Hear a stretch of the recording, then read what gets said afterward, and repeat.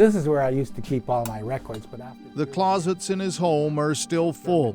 And I took notes. Every notebook from every meeting. Here's the one we used that sort of shows it back. Les Philotis has kept it all because 3 decades on, he's still trying to figure out what really happened on that early December morning in 1985. The largest air disaster on Canadian soil, a DC-8 jetliner filled with young American servicemen left in scorched pieces. They were on their way home, just in time for Christmas. 248 American members of the 101st Airborne Division, Screaming Eagles, after a peacekeeping tour in the Sinai.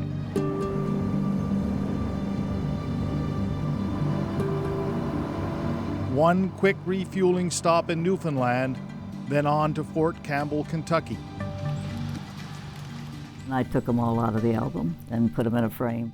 Mary Lou Carter smiles when she thinks about the news she suspected her 22-year-old son Mark was bringing home. He had planned to get married Christmas Eve. He hadn't quite told us that yet. Oh, wow. I guess we would have found out Christmas Eve, huh? I guess so. This taxiway out here is where it taxied out through. Glenn Blanford was the only air traffic controller in the tower that morning. He watched the flight engineer inspect the aircraft. For logistical reasons, at the last minute, he switched their takeoff runway, sending the 16-year-old DC-8 down the longer flight path out over Gander Lake. But it never got that far. I got up to about 150 feet, 200 feet, and leveled off, and then I started to worry about it a bit, but I've seen aircraft do that before. Right. And, but he just disappeared below the horizon, and then an explosion.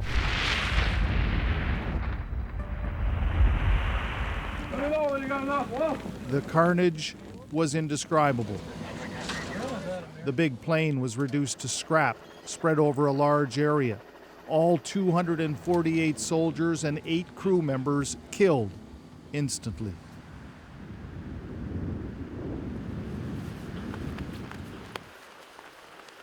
Within hours, Islamic Jihad telephoned a French radio station in Beirut, claiming they had destroyed the plane to prove their ability to strike at the Americans anytime, anywhere.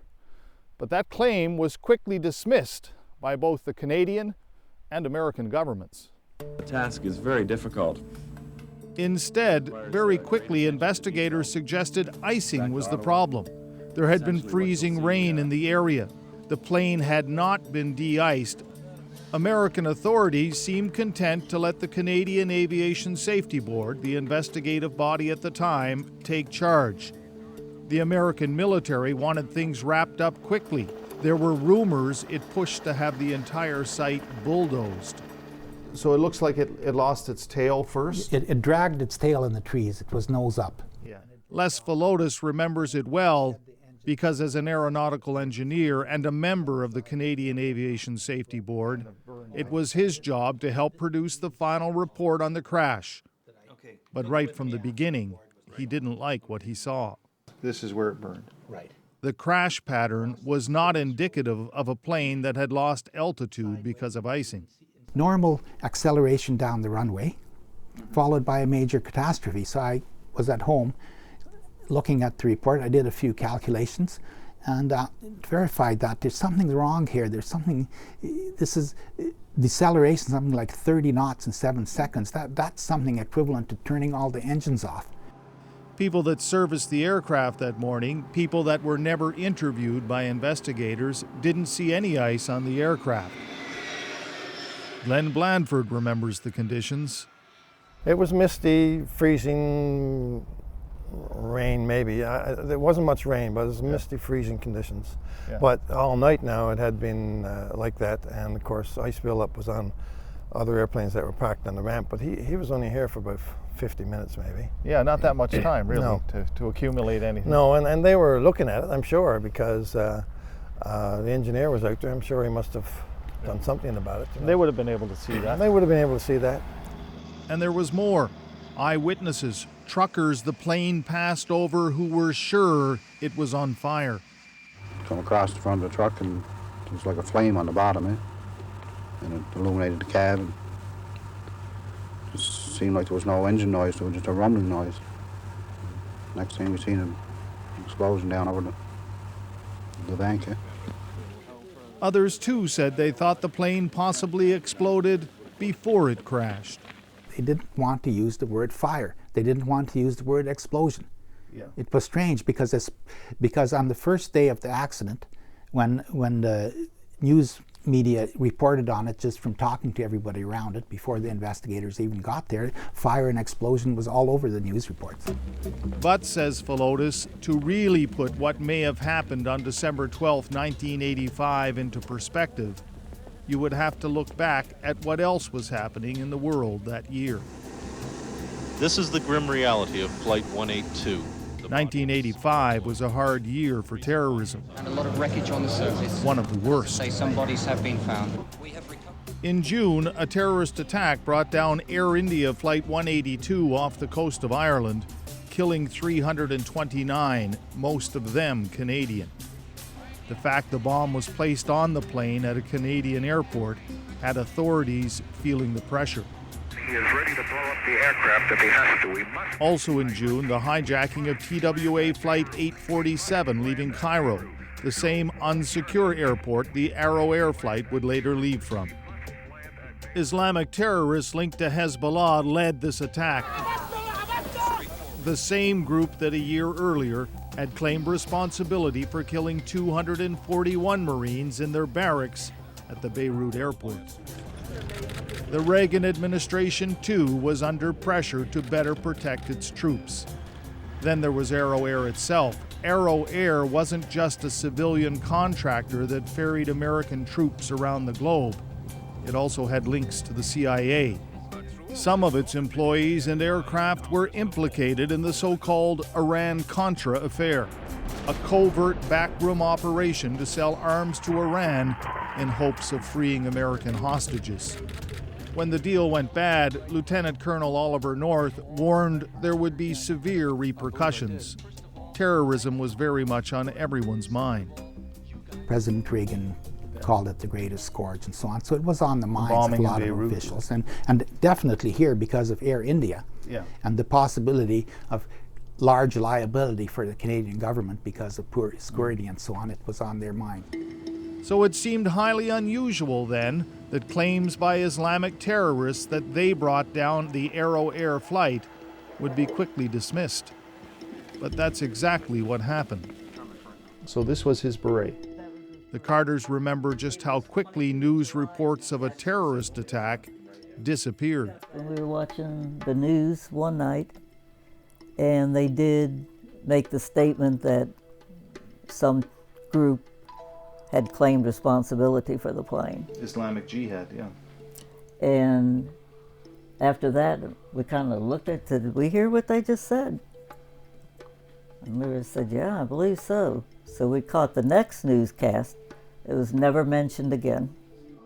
Eventually, a few of their son's personal effects found their way home. Expeditionary Force. His medals, even a scorched operational medallion recovered from the wreckage. But the Carters could never get any straight answers to the questions they asked. I think there was a cover-up there. I think a lot of people believe the same thing. Other information surfaced about toxicology reports and possible on-board explosions. Those are rivets. Those are rivets blowing out. Yeah. These photographs, quietly handed over, were among the hundreds taken by the RCMP, photos that were never part of the final report. Here you can see pretty clearly that looks like whatever caused this hole was inside. Well, sure it was inside. But according to the ones who dismissed it, well, it was from the inside, but it was after it had broken off the airplane and something, a tree or whatever punched it through. Then there were the autopsies on the young men killed that morning, toxins found in their lungs that they would have had to breathe in while they were still alive. There was evidence of them having ingested combustible material. Right, a great majority of the passengers. And at least 2 of them had been decapitated and obviously killed instantaneously. You expect the loading to... It didn't matter. The board plowed ahead. Les Velotis made it quite clear he would not sign any report saying icing was the cause. He started to get strange phone calls. Several people, senior people from the government who I had known before, one was a former deputy minister, sort of came and to talk to me and said something along the lines, well, Les, you're a very smart guy and you could have a really good career in the civil service, but this dissenting stuff and talking to the papers is not doing you any good. If you don't believe it, just don't sign the report. You don't have to do a dissent. And this was a bit strange because it was people who I had not talked to for quite some time. While the board did indeed conclude ice brought the plane down, almost half its members, all experts in their own right, produced a dissenting report saying it wasn't ice, something else, something catastrophic, brought down Arrow Air Flight 1285. So was this a cover-up? Well, there was some kind of a cover-up. I mean, if you want to use that term, because there was some reason that they wanted to get this out of the way very quickly with an innocuous cause that didn't reflect on any terrorism or any kind of explosion. Eventually, the dissenting report led to a judicial review, which concluded available evidence did not support ice on the wings or an onboard explosion. It was a stalemate. Les Velotis kept asking questions, conducting exhaustive research, writing a book, Improbable Cause, and through it all, wondering what really happened. I kept on hoping that I felt that somebody has got to know something, because I felt they wouldn't have brushed off the incompetent Canadian investigation unless they knew what happened. Is it possible something else happened that morning? An explosion that wasn't a terrorist attack? Soldiers returning from tours overseas have been known to bring home souvenirs. Unexploded mortar rounds were found at the crash site. Could something like that have caused an explosion that brought down Arrow Air Flight 1285? Les Velotis has certainly thought about it. Well, it's 2 different things. But both are plausible. Both can be, we don't know which one to pick, but neither one would have been very complimentary to the United States military's ability to look after their troops. So this is your house right here? Yeah, I've been there 41 years now. There's something Glenn Blandford has thought about for 30 years as well. His decision that morning to switch the runway Arrow Air Flight 1285 departed from. The original runway would have taken the plane right out over the town of Gander, right towards its downtown, right by the house Blandford still lives in, where his entire family was sleeping that morning. But for fate, though, I mean, that plane could have come down right here. Could have came right down here and wiped this whole area out. Including your family? Because it was a slight right turn on the aircraft when it actually landed at the end of 04. Well, you've had 30 years to think about that. I think about it even, probably another 30 from here in this house, Yeah. So, but we'll Wow.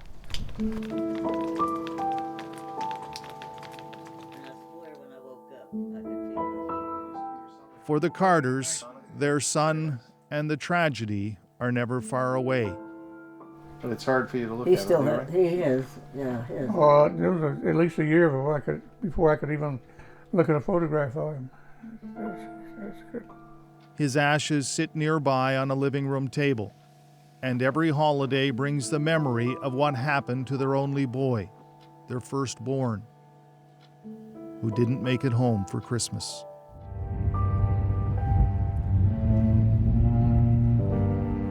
The Carters haven't been able to bring themselves to come here, to this place near the shore of Gander Lake where their son died with 255 others. It's a haunting place, one that 30 years on still holds far too many questions, and it seems not enough answers. Red Sharon, CBC News, in Gander, Newfoundland.